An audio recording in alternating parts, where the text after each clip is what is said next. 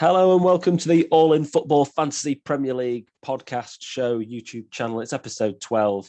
My name's Alex Rex. I'm the FPL guru, and joining me today are my usual suspects, Scott Williams and Thomas Hughes, who continues to wear a Leeds kit for the podcast. Keep supporting them.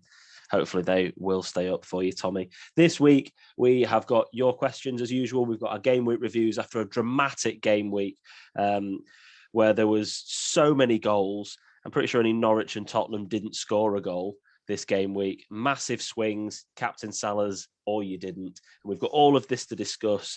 So let's get right into it. How are we doing, boys? I'm good. Yeah, just Norwich and Spurs, wasn't it? That didn't score. Yeah, Norwich. Oh, of course. Sorry. Yeah. And the team that got beat 5-0, which was AK. definitely mine. Well, do you know what? That's actually how far I've erased that from my memory. I didn't even watch the game, and I'm glad I didn't, because I thought we were going to get battered, and I've literally erased it from my mind. I haven't. It'll probably be with me for a long time, that one. Oh, well, at least you got a last-minute penalty to draw with Wolves. So let's crack on with this game week and the review of it. So some ridiculous scores this week, wasn't there? Martinez saved a penalty. That's what he did, even though he conceded 3 goals, and then Aubameyang put in the rebound. I thought he was going to cry after the rebound went in at one point. But I think he was a bit annoyed. He could have done. He did really well save it, but if he'd have pushed it out, obviously. Him and Aubameyang didn't get on very well at the club either. I think they used to have a bit of beef. So, is that right? Okay, that's nice. They always go for Scott with the gossip column. Defenders. Reece James and Ben Chilwell. I've said it 1,000 times. If I knew Reece James was going to start every week, I'd have him in my team, no doubt. And one of the questions that's coming this week is it worth risking the rotation for having a player like that in?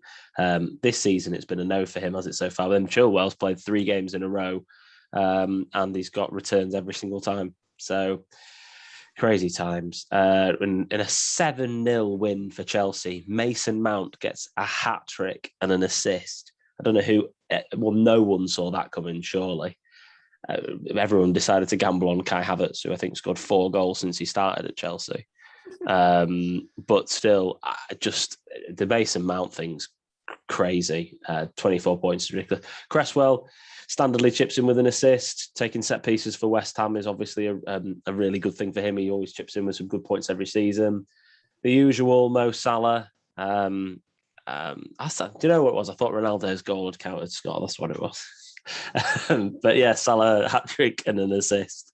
And he's just looking insane. He's averaged 11.8 points per game this season. He's got 107 fantasy points this season. The next best is Antonio and Vardy, who are equal on 57. He's got nearly double what anybody else has got. This is unprecedented in a season. If you are one of the 32% of managers that doesn't have him, get on with him and get him. I've got some stats on him in a minute, actually. It's just come to my mind. Do you think he's going to be moved to a forward next year? He's still playing the same position, though, isn't he? He is, but isn't that a forward position? But they'd have to change all of them then. A lot of these players that are classed as midfielders, like Sterling, would have to go there. But Aubameyang's gone the other way. He's gone from, but I swear Aubameyang plays. If he Lacazette plays on the middle, Aubameyang plays in a similar position to Salah. Yeah, and he was a midfielder last season, wasn't he? Yeah, it's predominantly where they played that season, which is why, for example, Dallas is at midfield this year, even though he's playing left back, is because predominantly he played in central midfield. If they class those wide positions behind the striker as midfield positions, which they clearly do, then if Salah plays off the right most of the time, then he's always going to be in midfield. And so unless they change the way that they choose that, it wouldn't just affect Salah, it'd affect all of them. So he'll still be in midfield. So Greenwood's a midfielder now as well, but if he'd have kept playing down the middle of it, so Foden's a perfect example. If Foden keeps playing false 9, he'll be a striker next season. 18 points from Foden, continuously becoming a really good fantasy option. Is Maxwell Cornet his first name? Maxwell Cornet, yeah. That's £6 million midfielder from Burnley, getting 2 goals. someone to keep an eye on, I guess. It seems like he played really well and he took goals well, and he seems like a potentially a fantasy option. Burnley have got some really good fixtures coming up, so they're actually one of the top teams on the fixture ticker. So potentially someone to even keep an eye on from Burnley. I don't think I was going to say that, other than the young gun Dwight McNeil, who does his 3 things a season, and Chris Wood, who shows up when Jack transfers him in. But other than that, yeah, but Cornet. Keita's had his day. Well done, Naby. Pat yourself on the back, lad. Now you're injured. Josh King with 16 points. He got his hat trick. And Emmanuel Dennis, who didn't even start the game, came on and gets himself 12 points. And then his 5th yellow card in 9 game weeks. So he's not even started all them game weeks. His minutes per yellow card must be insane. It's probably the same amount as like Antonio's goal scoring record. So yeah, 12 points for Dennis. So Watford's front 2. Who'd have thought they'd be ever in a team of the week? But a 3-5-2 formation and a couple of notable names in there for us to be paying attention to moving forward. I'll see a lot of people panic by. I've got a quick question about the Kings of the Game Week, Alex. How often? It's probably a question you'll know / find out for next week. How often would you have been able to have that team? No. Like number of players, affordability, and obviously it's very rare, but maybe 4 players from a team. Like that one looks like you could definitely afford that team by lots of things. Yeah, with Keita, Cornet, Dennis, King. There's so much budget in there, isn't there? That is a very cheap team. I don't know the exact numbers on it or statistics, but I would probably say that pretty much every single game week you could have the team of the week. Yeah.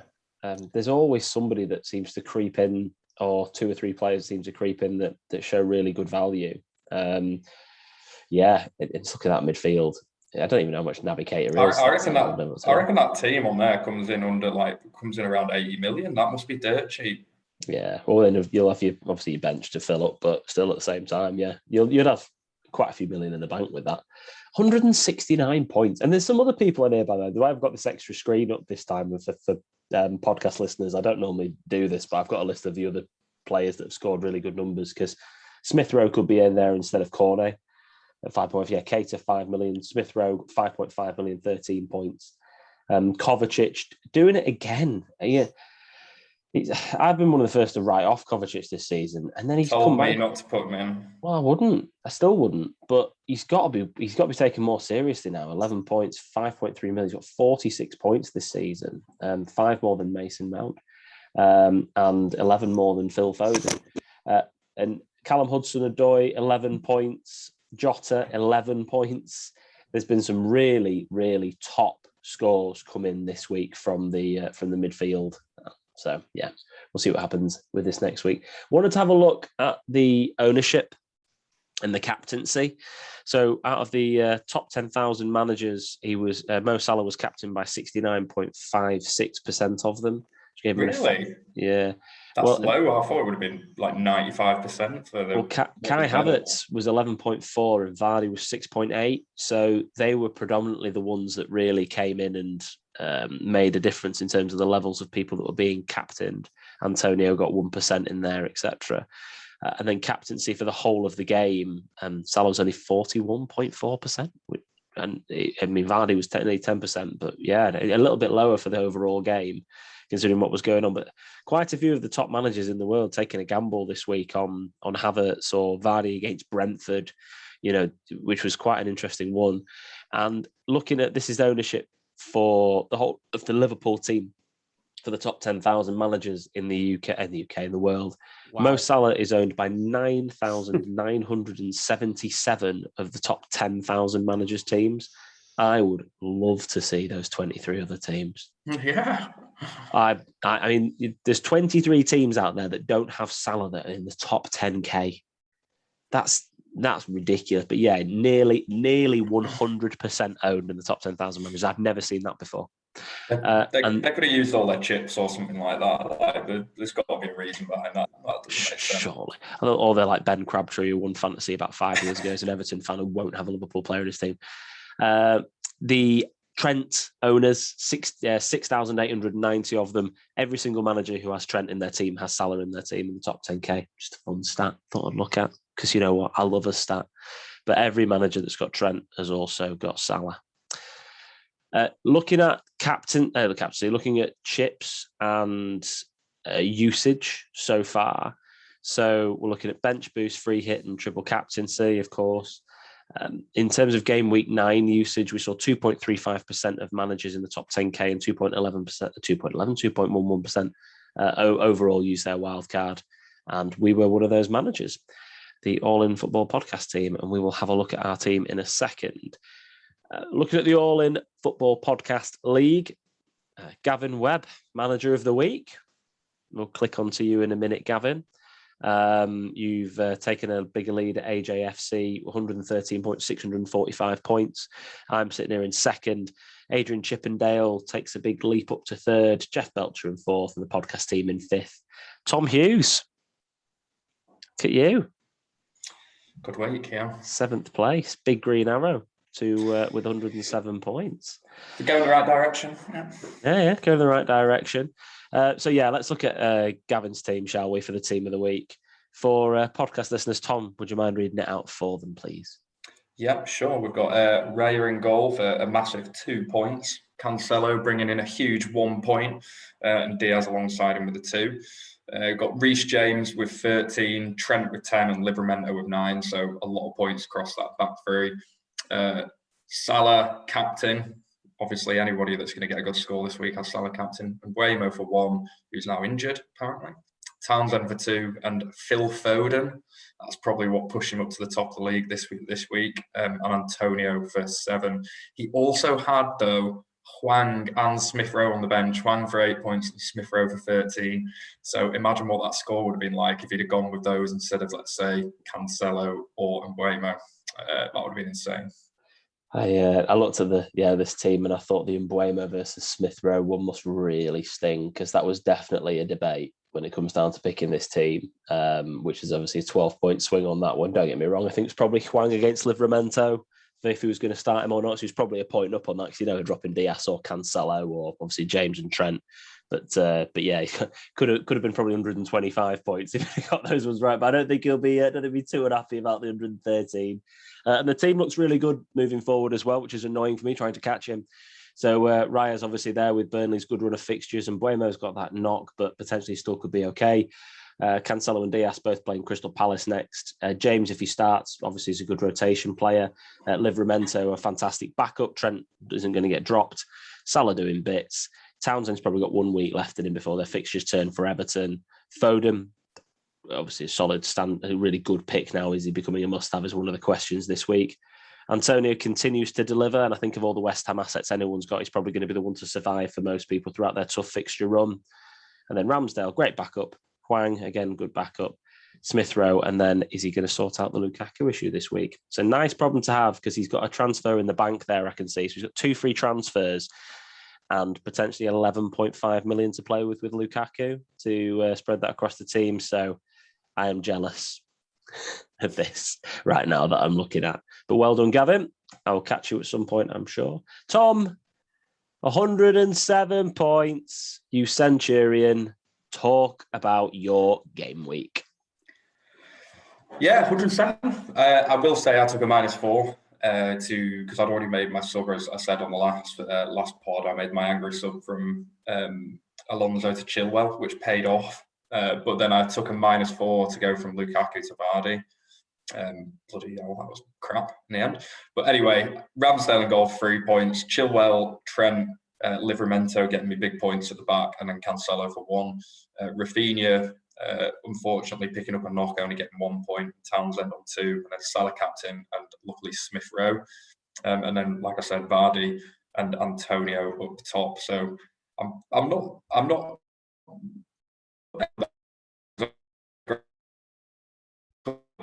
I've waited on Lukaku and just put him on the bench, and then I would have played Jimenez, and I'd have an extra 8 points as a result.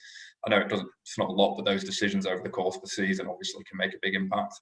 Yeah, no, they can do. And Green Arrow too. Do you know what your overall rank is at the moment? About 406,000. So I went up about 400,000 places this week. Half your game week, half your overall rank. I mean, what a week! That's what you want, isn't it? Yeah. Nice. Well, any ideas what you're going to do next week coming up? Any thoughts?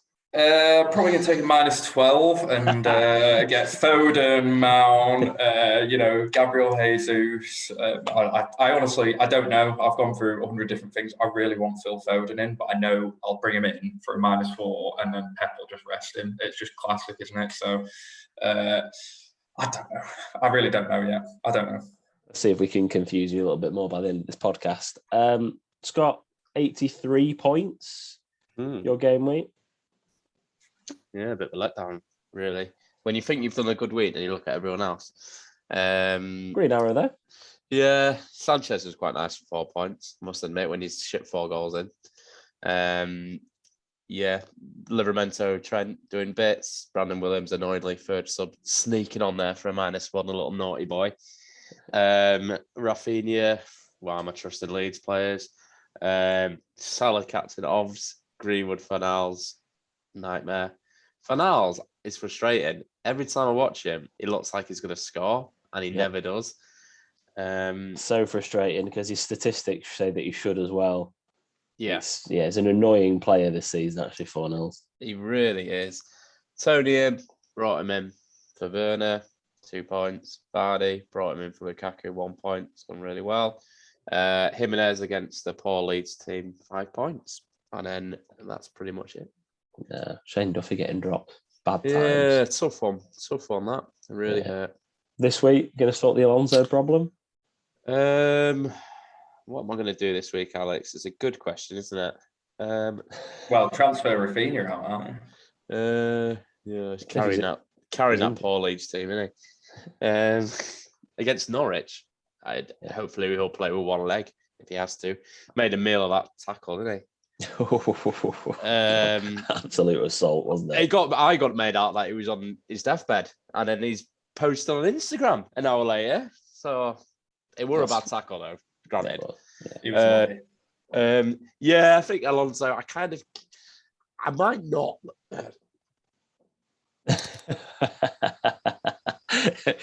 For pod listeners, Scott's definitely caught his breath here at this point. Sorry. I might not, just because he might play against Newcastle. I don't know. I've not got any transfers. Well, I've obviously got one transfer. Obviously, keep an eye on Vardy, keep an eye on Rafinha. But yeah, I guess it's Alonso, but I don't know.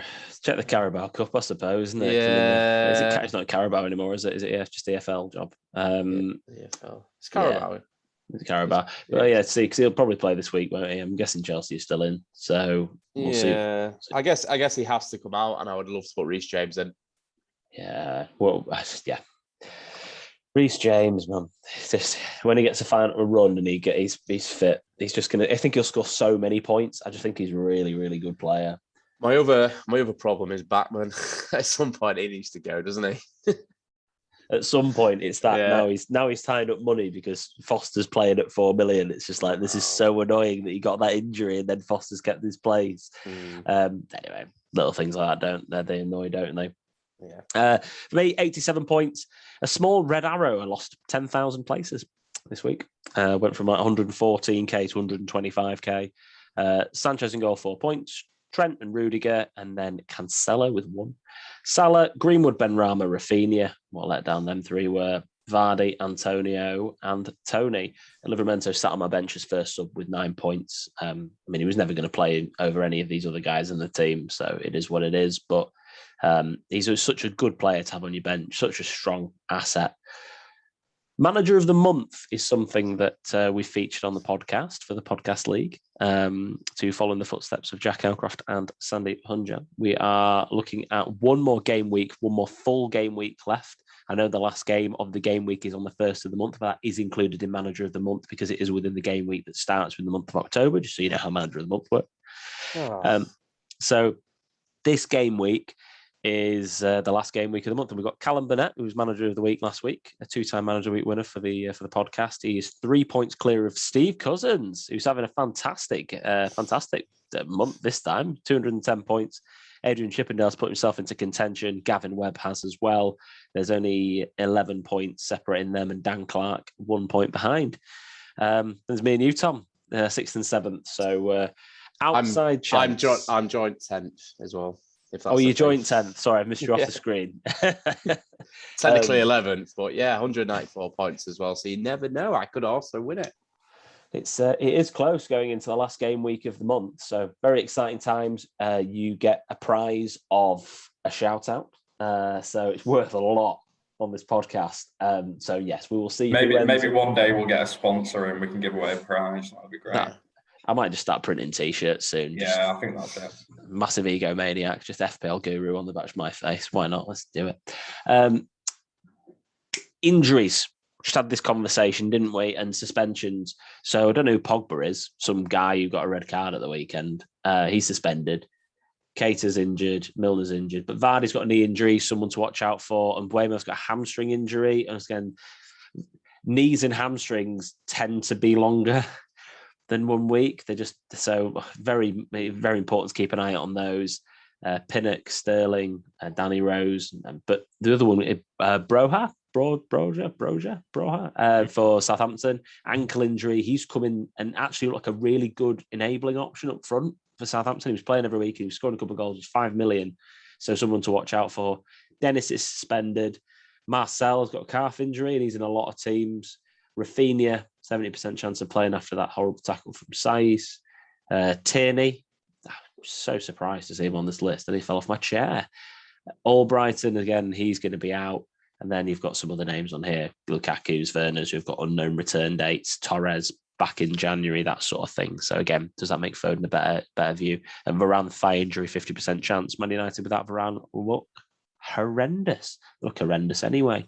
I've just seen today that Eze might be back soon. Really? That's good. I love watching Eze play. And James Justin. Oh, nice. Two fantasy little cheeky ones to look out for in a few months. James Justin was fantastic beginning of last season as well. It was a real shame when he got injured because he was doing a fantastic job at Leicester. So, what have we learnt from this mad week? Scott, what have you taken away from this crazy week full of hat-tricks, red cards and thrashings? Something I've taken away the last couple of years is back the player. Don't back the team they're playing against. When you've got a freak of nature like Salah, it doesn't matter who he's playing against. If he's on this form, he's going to be scoring. It doesn't matter if it says dark red. That's what used to scare me. If Salah's got a dark red fixture away at Man United, maybe I shouldn't go with him. Well, actually, he's been the best player in the world for me right now. And you should back him against anyone. Another thing I've learned is actions have consequences, which I think you should learn at a younger age. But are you talking about personally here? Or? Yeah, we're getting deep in this podcast. No, for me, silly, a bit of a gamble last week, bringing in Werner. It could have paid off, but didn't. That meant I had Werner and Lukaku injured, which meant I took a -4, which meant I couldn't play around my team enough. So, yeah, for me, I guess trying to not make impulsive decisions, maybe look a little bit 2 or 3 weeks longer term. That's what I've personally learned from this game week, Alex Rex. The Havertz captain thing, I think, really needs talking about because it was an exciting and interesting gamble, and it could still, looking at Chelsea's fixtures moving forward, Newcastle and Burnley in their next 2, he could still get points, he could still get goals. But I think the thing that was, I didn't mind the transfer in, the captaining him of him was just something that I saw a lot of people do. And I listen sometimes to Planet FPL and James and Sudge, who do that podcast. They were both adamant on Havertz. And they're both really logical blokes. And when it come down to trying to rationalise it, he scored 5 goals and got 5 assists since he came to Chelsea. And I liked the gamble of putting him in. I just wasn't a fan of the captaincy. I didn't feel like he had the pedigree in the game to then do it. Now, I know they've scored then 7 goals, so it's really unlucky for him to get no attacking returns. That's mad, really. But I didn't get the captaincy. I don't know what you guys thought. You say it's unlucky that he didn't get goals, but it's because he plays as a false 9, and what does Firmino do really well for Liverpool? Links play, and that's why traditionally, I know he got a hat-trick the other week, but traditionally he doesn't get a lot of goals because he's actually more there about, like Klopp said at the weekend, is more about his work he does off the ball, running at, dragging people out of position, opening up space for the other players, and that's exactly what Kai Havertz is doing as a false nine for Chelsea, and so he's not getting into position to score. Also, what you're doing there by bringing in Havertz against Norwich is you're not playing the player. You've just said the stats there, Alex, are not great stats. You're playing to bring him in against the team, Norwich, who are really poor. So that's the opposite of what I learned this week about the Salah against the Man United, where actually you've just said there, he's not got the best stats and he's not used to playing that position. And let's be honest, Grant Hanley absolutely bullied the hell out of him. And he had him in his back pocket. And they've obviously maybe set up for Grant Hanley to play like that against Lukaku, but he's played like that against Havertz and he had no chance. Playing a position he wasn't used to. It's a good point you make, Tom. Yeah. So sorry, on your point, Tom, just before I come back to you on it as well, I think you're right in terms of the way he enables other people to play. So one funny stat, his XG in the game was 0.17, Rudiger's was 0.2, which was also quite funny. But he enabled the two players playing around him, Mason Mount to get 24 points and Callum Hudson-Odoi to get 11 points. So you're talking about bringing them into play, and that seemed to be how it ended up working within the match. And yeah, Grant Hanley was stopping him getting back. I think you're totally right in the point you make about the way he plays that position as well. Yeah, and I'll just confirm what Scott says. I think it's becoming more and more obvious to me is you back the player first. Not just, it doesn't always go with that, but you back the player first and the team second. And ideally, if you can find a player in a team that's playing well, then absolutely brilliant. Like we've got Salah at the moment, you've got a player in the top form of his life for a team that's playing very well. And so he's getting huge returns. But equally, if Liverpool start to drop off a bit, it wouldn't necessarily put me off keeping Salah in because he's probably still going to pop up with goals. If you look at someone like Heung-min Son, he's a player playing probably still pretty well in a pretty crap Spurs team, but he's still getting points. So he's still an okay choice because if he gets an opportunity, he'll take it. So I 100% agree with what Scott's saying there. Back the players in form, and don't worry too much about the fixtures because there will be swings and there will be more difficult fixtures, but it doesn't mean those players won't get points.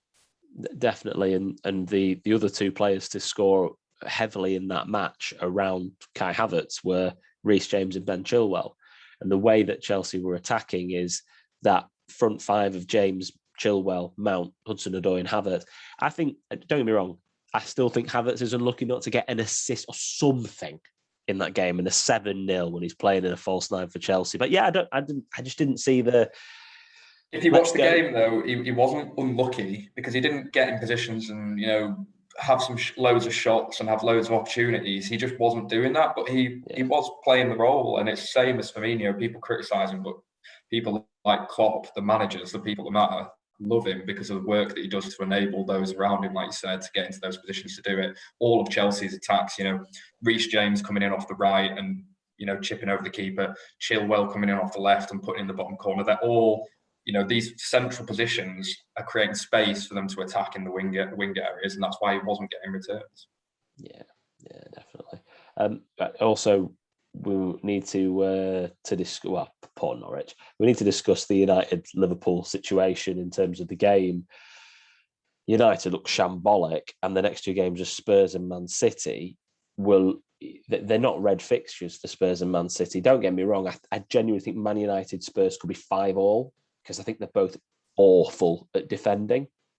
It could be either way. They've both got enough talent to score enough goals. So someone like Son, even someone like Greenwood might be someone to take out. But then Man City, they are. If you turn the Man United game on this into like a blue, then they've got Palace, Man United, Everton, West Ham, Villa, Watford, Wolves, and Leeds. City have got such a good run there in terms of games that. Someone like Foden with Torres being out injured, that false nine being the way that Pep seems to want to play all of the time. I'll go to that question now. Is Foden a must-have for you if you can afford him? Is he the must? Is he the get? Is he the player that you go to? Because he is for me. I think this week Greenwood out, Foden in seems like an obvious pick for me. If you're going with form, like we just said, then yes. he looks unbelievable, doesn't he? So you just go, yeah. I don't think it's must-have because I wouldn't rip up your team just to get him in, but definitely if you can get him in, he would be the transfer I'd do this week. I'm trying to find a way to do it with maybe just a -4 here. Yeah, so I would be sorry if you. I'm trying to look at the stats for Foden because one of the things that annoys me is I'd like to bring him in if he's a 90 or O player, so plays the full 90 or doesn't play at all. The niggly little 5-6 minute players really frustrate me. So I think Foden is in full flow now. I think watching him in the Champions League and then watching him at the weekend. He's in that top tier of players now, and I think he is. For the price point is that, I'm probably going to take a -4 and bring him in for Greenwood myself. I need to get Greenwood out. I don't want any Man United players in that team at the minute. I think they're an absolute shambles. So I'll be doing the same. And again, we say it every week. He's an exciting player to watch. It's a good sweat. In his last 4 games, he's started all 4 and he's been subbed off once. Yeah. So he's not come on as a substitute. And obviously, I think he only came on as a sub one more time before that when he was getting back to fitness. So Palace and then Man United, who can't defend for toffee, Everton, West Ham, Villa, Watford, Wolves, Leeds. Wow, what a run. Everton and West Ham and Palace in their next 4 are all X4. There's 3 in their next 4 all at home as well. Yeah. There's an international break after game week 11. Game week 11, and then we've got a run to Christmas. Get rid of these international breaks. It's just doing everyone's head in.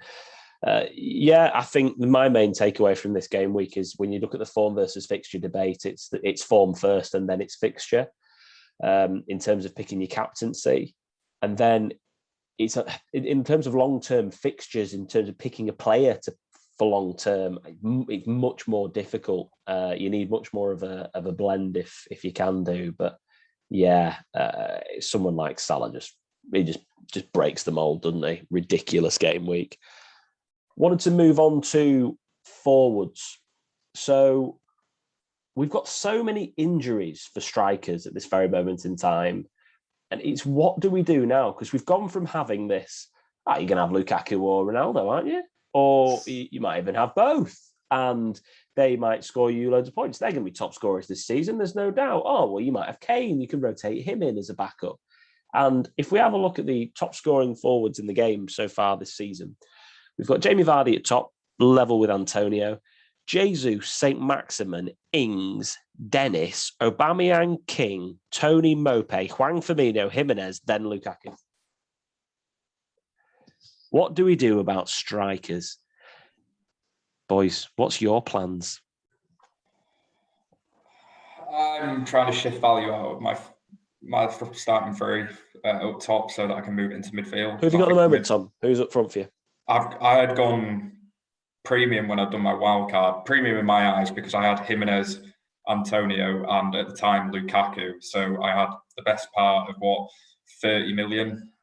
30 million tied up in those front 3. I'm looking to downgrade that pretty quickly because there's some nice. I think you can get a nice balance at the moment with, relatively mid-range strikers and relatively mid-range midfielders. You don't have to bundle it all into a super premium option purely because it's so easy to pick Salah as a captain at the moment. So you don't need 2 captaincy picks to rotate between. You can just have Salah and then lots of £7 to £9 million players around him to supplement his captaincy points, which he's apparently guaranteed to get every week at the moment. I'd agree. I'm doing very similar. Maybe not even necessarily to get it into my midfield. I think there's that many high-scoring defenders this game. The way the game is set up, there's not too many clean sheets. But what there is, I feel like there's a lot of assists and goals chipped in from these wing-backs all over the Premier League. Even someone like Livramento, I've said it a few weeks ago, he didn't assist or score a few weeks ago, but he looked really dangerous. And now he's started getting assists and he's got his goal at the weekend. He's a threat. He's a tall right back or left. He's left back, isn't he? He's right back at the moment. Yeah, right back. He's very tall. So that he got his goal for the weekend from a header. So for me, even I regretted about a week after I wildcarded getting in the big players up front. something to what Tom said, well, you can only captain one player, and I think you've said this before. You can only captain one player, and that's where you hopefully get your points from. So, especially with your big strikers, there's that many other strikers such as Tony. He'll chip in once every 2 or 3 weeks, I would have thought. And Hwang, he looks unbelievable by that. What is he, 5.5 million or whatever he is? Yeah, he's not expensive at the moment. 5.7, yeah. I think he is. I think there's that many options up top with like second tier strikers chipping in that you can look at your midfield, or for me, potentially looking to put the money into the defence as well. Yeah, I'd agree with that. The only caveat I'd put on that is, as a striker, you only need one good game and all of a sudden you're at the top of that list. You know, Lukaku could quite easily go into a game and score 3 goals and all of a sudden he's back up there. So these differences look quite big, but also they're not as big as they quite look over the course of, 8 or 9 games. I think that's an excellent point though, Tom. And I think that's also like reinforces what you've said there, because you're not going to captain them. So these minor differences over 5, 6, 7, 8 games, are they worth being able to save an extra 2 million and whack it into your midfield or defence? Yeah. So if you do points per price as well, you're going to get better value with a Hwang over a Lukaku. Yeah, I mean, definitely. You look at form players at the moment, Aubameyang, Hwang, for me, no, because he got that ridiculous return. You've always got to try to take that into account with one crazy out there game. But consistency-wise, I said Josh King from game week 1. I think he's a really good striker as a third enabler. Yeah, on your bench, come on. It's easy to get carried away by something like that, but watching the highlights of that game, Everton, I don't know what happened to them. Oh, they were awful. Completely lost the plot. So you got a hat trick, wonderful, but will he carry that on? They've got some pretty hard fixtures, so I wouldn't be jumping on King straight away. But going back to this point, who would you not captain Salah against at the moment? City and Chelsea. That's it. They've already played City. They already played Chelsea. Yeah. So they play the next game they've got against the top team is Chelsea in game week 19. I'll check that now, but it's like I think it's game maybe 21. I think it's game week 21 because then it's AFCON 22 and 23. So I think one of the questions that came in this week was, when are you going to? Salah's just your captain every week, isn't he? Is there any game week you wouldn't captain Salah? And at the moment, it's a no, other than until game week 21 when he plays Chelsea, and then obviously when he's not here. And that's why I think it makes your choice easy. If I had a wild card left, I wish I did. It would be Salah as the one premium option, captaincy every week, and then all the players around him. You can go for a bit more kind of fun, exciting options. Get your Phil Fodens in, get your Mason Mounts in. I know he might just not get a hat trick every week like he did last week, but get your exciting players in, like Scott said. Get your premium defenders. Have Trent, have Cancelo, have a big Chelsea defender. You've got money to do everything with if you just have Salah captain. It makes it easy. What's Benteke's fixtures like? He has got City away, then he's got Wolves at home, Burnley away, Villa at home, Leeds away. So he's got 4 pretty good fixtures after the City game. He seems pretty in that team now, and going from the height, he should have had 4 at the weekend. Maybe more. He has so many chances. He's such a threat from it. He's such an aerial threat. I think there was a stat that he scored the most headed goals in the last 2 or 3 years or something. He is such a threat, so he's not one to discard. And I actually don't mind the way Palace are playing. I like you two as well, and lots of other people wrote Palace off at the start of the year, but they've actually surprised me. They're playing some pretty good stuff.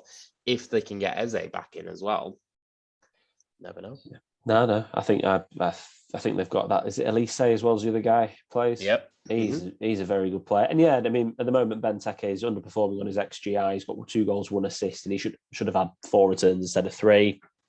He's someone that's potentially worth looking at. The problem is with Benteke, the problem he's always had is 6.3 million. And if you're going to go for a striker at that level, you go for Tony, aren't you, at the moment? Yeah. And then Hwang's a bit cheaper.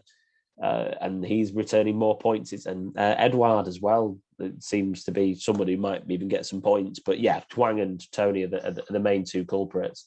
We're looking at fixtures as well. Burnley at the top of that list. Brentford are second in the list in terms of the next 7 game weeks or 8 game weeks in terms of levels of fixture.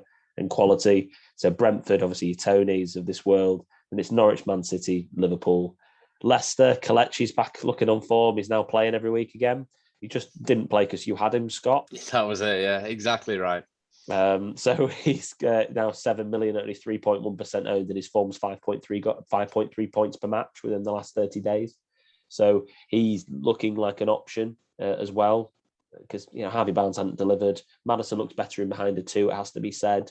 So yeah, I think they're looking all right. So again, an option there. Spurs and Chelsea. Then you get into your Brightons, your Arsenals, and your Southamptons. But overall, even Wolves have got Everton, Palace, West Ham, Norwich, and Burnley next 5. So their fixtures still look good. I think if you're putting a wildcard team together now, I agree with you, Tom. With Vardy's injury, because Vardy was the premium man I considered, because we obviously did him for our team last week. I wouldn't go for, we did a team last week and we put Hwang in there. And did we put Tony in as well? And Vardy. So, yeah, I think we're all in agreement on that one in terms of what we want to do with form. To move on to some quick fire. Can we have a strong enough bench to take rotation on the chin, and is it worth it? So I'm guessing this person who sent in this question is talking about defenders for or midfielders for Chelsea and City. Do you think yes? I said the one word answer is a yes. Which gambles would you pick? Because you're gonna take the mick out of me as usual, being Mr. Safe, Diaz and Rudiger and Azpilicueta, and then he didn't even play. Let's all go really safe. But which gambles would you pick? Rotation gambles. Rotation. Well, like cheap enablers at the back. No, like big, like I'm talking expensive Chelsea or City assets. But risk of being rotated. Oh, but risk of being rotated. Yeah, so I'm basically saying Chilwell versus James, would you take, or Cancelo? Would you go with 2 of those 3? Would you just go with 1 of those 3? Obviously, Livramento's going to be in there, isn't he? And Trent's going to be in there if you're looking at it. Who are the other 3 if you're going to play with fire a bit? It'd be Bernardo Silva. Look, I know I don't want to talk about people we've already talked about, so I'll say Bernardo Silva just because. How are we on about defenders? I thought you meant any rotation options. No, I was going to say midfielders after the defenders, but we'll do both. Yeah. So so for me, for example, when I look at a team right now, if I was putting them together and I was rotation, Chilwell would be the guy I would put in at the back. I wouldn't double up on that. I would go with one of the defenders. I wouldn't look at potentially putting in James as well, or Christensen or Chalobah. I wouldn't do that. I don't think that's worthwhile doing. I'd probably just have one of them with Livramento, Diaz, or Cancelo, because he looks pretty nailed, to be fair, and Trent. And then in midfield, I would take the risk of having a Foden at the moment. I probably wouldn't with Mount, really, but Foden would be my player in there. I'd take the risk. So I wouldn't want more than sort of 2 of those sort of players in my team, but I'd go for one defender and midfield, probably Chilwell and Foden, if I was putting together a wild type team. I would agree with similar to that. I don't think Mount's done enough consistently yet. He's had one good game. I think he's been poor this season. I think you look at the goals he scored. His first goal was very good. His second one was a penalty that he had stuck twice, and the third one was a tap-in. So he needs a few more games to me, and I think Tuchel's way too rotaty to even that midfield stacked. That the players have got there is pretty stacked as well. So I would agree with you, Alex. Yeah. Any further other than Bernardo Silva, Tom, defender? Defenders. I like Bernardo though. As a shout, I've got Chilwell in. He was my gamble, but Alonso was my gamble before that, and he got rotated out. So yeah, but you can see Alonso coming back in for Chilwell. I can see it.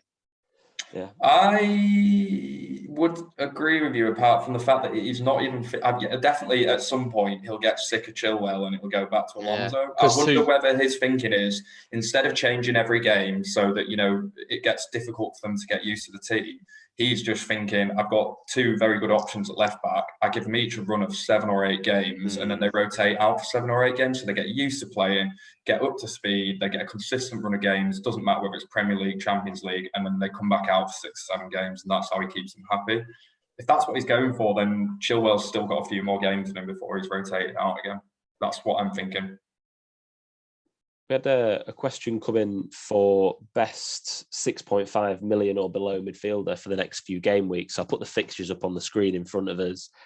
Best midfield option for 6.5 million or below. When you look at this list, Buemo, how I want to say his name at the moment, I can't getting it wrong pronunciation wise. If he's fit, it's him. I want to ask the question on Tielemans. I was going to say Tielemans. He's brought in 2 double-digit hauls in a row, hasn't he? And I don't know, that Leicester team seemed to be turning the corner, should we say? I don't love their next 3 fixtures, not going to lie. It's because Leeds are in there, aren't they? So I know, exactly. Arsenal and Leeds next Leeds. Arsenal and Leeds next 2 look good, I think. Yeah, I mean, the next, I'll take Chelsea out of that. It looks great, doesn't it? That run. Poor Spurs at the end. I'm sorry, Tom, a poor Leeds team.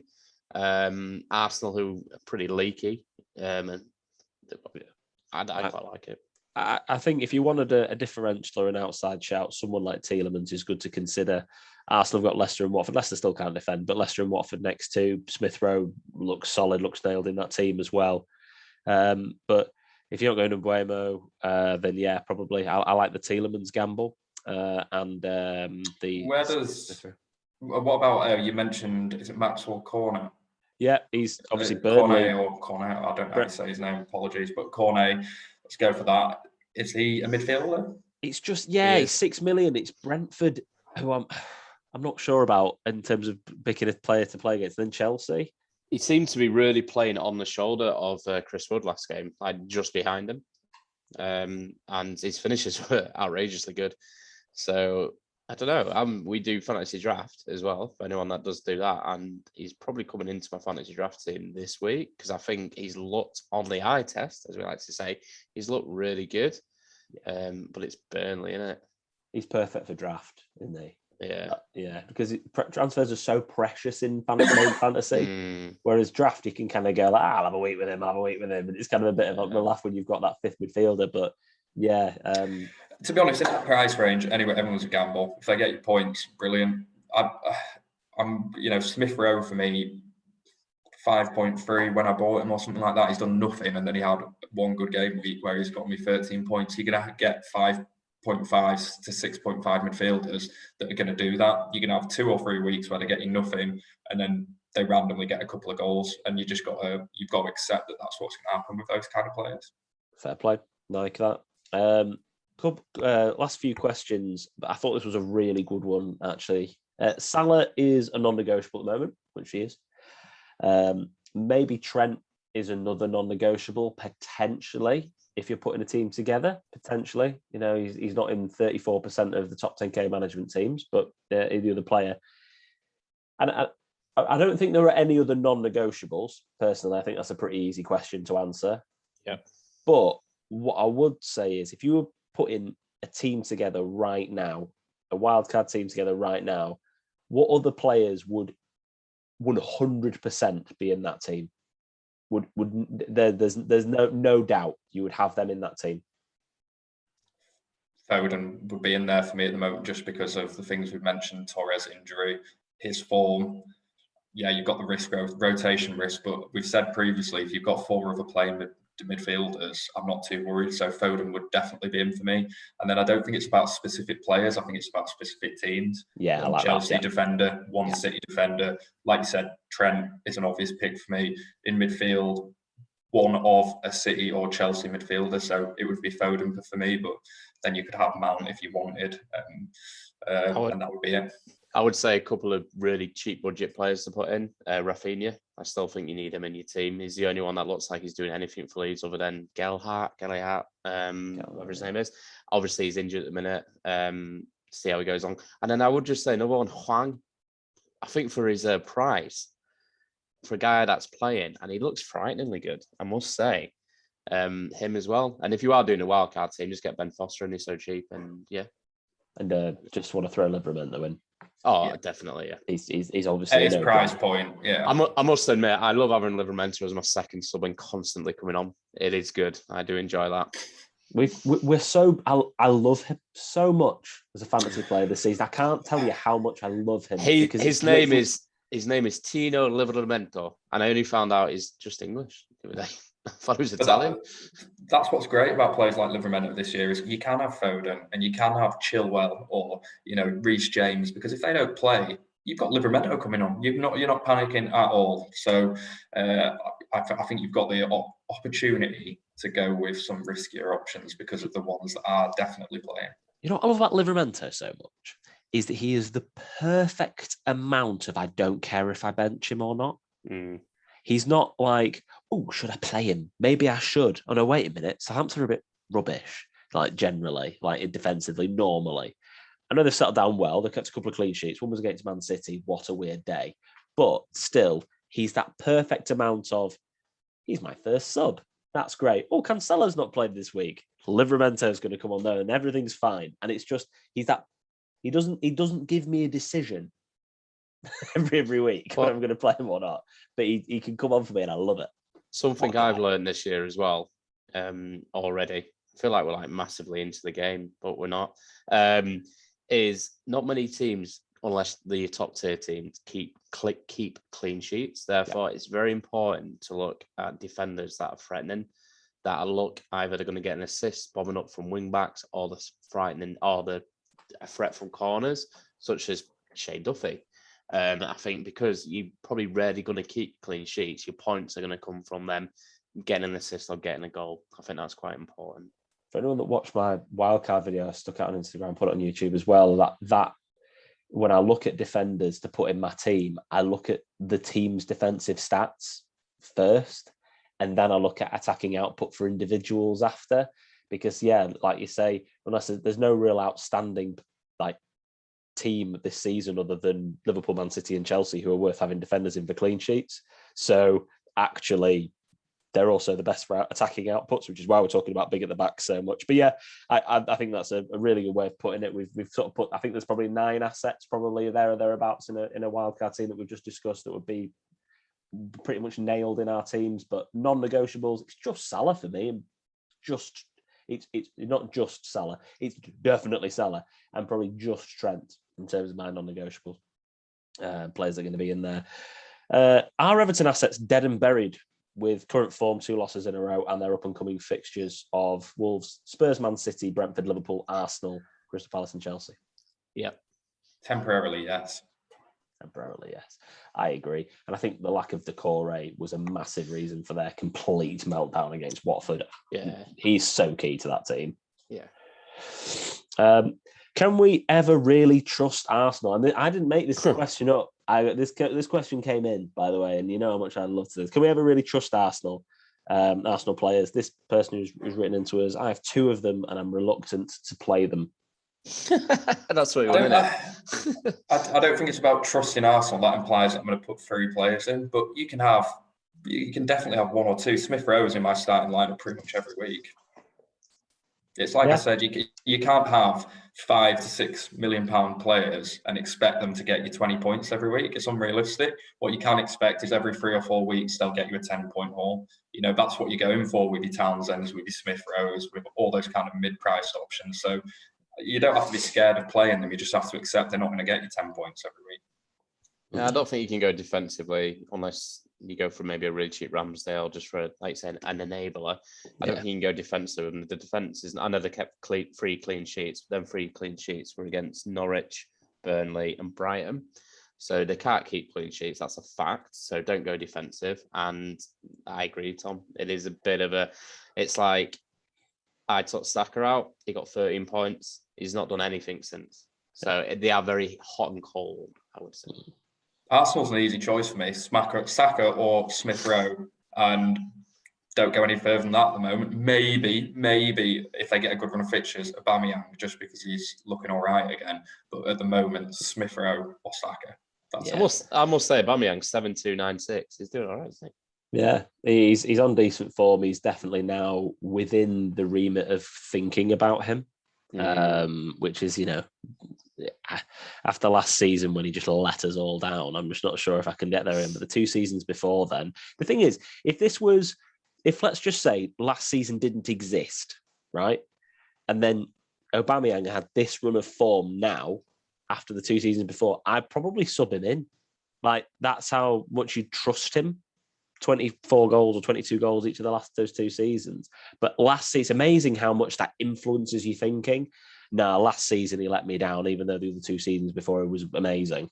So now I'm going to wait until he does more to bring him in. Maybe we shouldn't be so biased on these things, but that's a topic for another day. We'll end up making this podcast about 3 hours long if we keep going about stuff like that. Wanted to finish off on fixtures and captaincy for the game week. So looking at this week's game week, we've got Leicester and Arsenal starting us off on Saturday. Deadline is at 11 a.m. on a Saturday. Thank you very much. Friday deadlines stress me out. I feel so rushed. The big games, Liverpool at home against Brighton, Manchester City at home to Crystal Palace. So are we looking at a differential captain? Chelsea away at Newcastle. Any Havertz people want to go back to back? Anyone who's got Mount want to go crazy? Spurs Man United, that could be a great basketball match. Don't forget Watford and Southampton sneak in there as well, where nobody knows what's going to happen in that game. Norwich Leeds, Villa West Ham, and Wolves Everton, a bunch more of unpredictable games. I think it just looks like goals. That does, those fixtures to me. They look like there could be 200 goals this weekend. There could be goals everywhere. Captaincy, in terms of, it has to be Salah because of the form, even though they're playing Brighton, but they did ship 4 goals to Man City last time. Anybody else for those 32% of managers that don't have Salah right now? Because we need to have a actual conversation about it. Who would you go for? Foden? Yeah, I would go for Foden personally against Palace, but Palace have been, like I say, they've been a bit weird this year. They've been all right. I would certainly look at Phil Foden. I'd be more tempted to go for a Chelsea asset over a City. Weirdly, I think just Newcastle. Good point on that, though. Good point on that. So Chelsea's defensive stats aren't that great. I know the number of goals they've conceded is really good. Like, they've only conceded like 3 goals this season, but actually their expected XG conceded is pretty high. They're outperforming it by a long way. I've heard a couple of people in the Twitter community talking about putting the captaincy on someone like Chilwell or James, because if they don't play, then your vice kicks in. Obviously, they're obviously going to captain Salah, but if they don't have Salah, then going for that sort of player, is that something that you might consider if you're looking to catch up, if you're one way behind? I think the captaincy advice is very simple at the moment. If you have Salah, captaincy. If you don't have Salah, get him in and captain him, even if it takes you -8. It's just that simple a conversation right now. I'm trying so hard, Tom, to make it more of a conversation. I know, but if by making it more of a conversation, he's 50 points clear. He is 50 points clear. Do you know what? It's Salah or it's bring him in. It's that simple. 17, 3, 10, 8, 12, 7, 13, 13, 24. Yeah. Salah, move on. Well, we wasted a couple of minutes there. Let's finish off by having a look at Tom's projected transfers. I absolutely love it when Tom sends me stuff on WhatsApp, and it's these sort of pictures. So this is the sort of stuff, just so you know, every single week Tom sends me. He goes, convince me not to take a -12 to do this. Tom, what would be your -12 here? Who's coming out for Mount, Foden, Tony and Jesus? Benrahma, Townsend, Jimenez and Vardy. I mean, to be honest, what a great set of transfers you'd make, but you can't make them all for -12. I can. You know what, though? I can. I may or may not do that, but I think I'd get my points back if I'm being totally honest. There's a risk that Vardy doesn't play. Brentford have got great fixtures. Chelsea away at Newcastle and City at home to Palace. I think I get my 12 back. Is this your weekly? I might do it, because these weekly I might do's never happen. We're going to make this a section on the pod, you know. Yeah. Tom's weekly I might do. It's for the 3rd week in a row. I can tell you I'll be taking a -4. Because I want to do at least 2 of these. It's just a question of which 2 I pick, and does it go higher than that? What's the percentage chance you're doing a -12 here? Because I think it's the 0% chance. 100% -4. I've already decided on that. -12. Oh, -12. I'd say like 30%, like 50% for a -8. No. Do you know what, though? I could see you doing a -8. I don't think you will, but I could see you doing a -8. You're never doing Jesus to Jimenez. I've been called out now. just because the fixtures aren't, the fixtures don't even make sense for it really. And I guess Jesus has obviously got good returns, etc. But you're not going to go for that many rotation risks within one team. But the Tony, the Foden, they're Tony for Vardy if he's injured, and then Foden into midfield for someone. That's your -4, isn't it? Right? The Jesus choice is an enabler. It's an enabler. You have to go from Vardy to someone cheaper to get Foden and Mountain. Well, that's the Tony though, isn't it? So Vardy to Tony, and then you've got Tony, Jimenez, and Antonio up front. Then Foden into the midfield, and then it's just a Mount. I think Mount's a freak game. I've got to be honest. I sent this, and then immediately I was like, I think exactly that, Alex. I think he will still keep getting points, but I'm not rushing to get Mount in. I do really want to get Foden in. It'll probably most likely be a -4 for Foden in, and probably Tony for Jimenez or something like that. If that's affordable for me, then that's probably what I'll do. Yeah, and if Vardy's injured, obviously Tony for Vardy. Yes. If Vardy's injured, then I might take a -8. Ooh, never taking a -8. Scott scratching his head. I've done. Just bear in mind that I took Alonso out when the Chelsea game kicked off and he didn't play. I took Alonso out for Chilwell immediately. So just bear in mind, I do rash things. I've taken a -4. I know you do rash things, but you're never taking a -8. I might just do it right now. I might do it. You're never taking a -8. That'd make good podcasting. And for myself, I know it's obviously Scott. We talked about this before, and myself, it would probably be Greenwood out for Foden this week for just the standard transfer of not spending any points. And Scott, yours? Greenwood for Foden. Yeah, definitely happening. And potentially probably a -4 I probably need to get Alonso out for Reece James, who will then get benched. Yeah, classic. It's always coming, isn't it? Yeah. Watch out for the EFL Cup games this week, guys. Make sure you pay attention to who plays, what injuries end up happening. Bear making your transfers until as late as possible after all of those have happened. Thank you ever so much for watching this YouTube video or listen to our podcast. Please subscribe to our YouTube channel and like the video. We don't get enough likes on these videos compared to views, which either means that you don't like them, but you still view them, or you haven't clicked the button. So click the button, please, because it helps get us, spreads the joy. And subscribe, click the little bell icon. Make sure you follow us as well on Spotify and Apple Podcasts, and then get in touch with us on our social media platforms. That's where these questions have come from today, from our Instagram page at All in Football Pod, and All in Football P on Twitter. And also, if you want to laugh, follow us on TikTok at All in Football Pod. Because at some point, I'll start putting some more of these videos up when I learn how to actually do it. Thanks, Scott. Thanks, Tom. Good luck with your game weeks, guys. Fingers crossed for Green Arrows, and we'll see you again next week.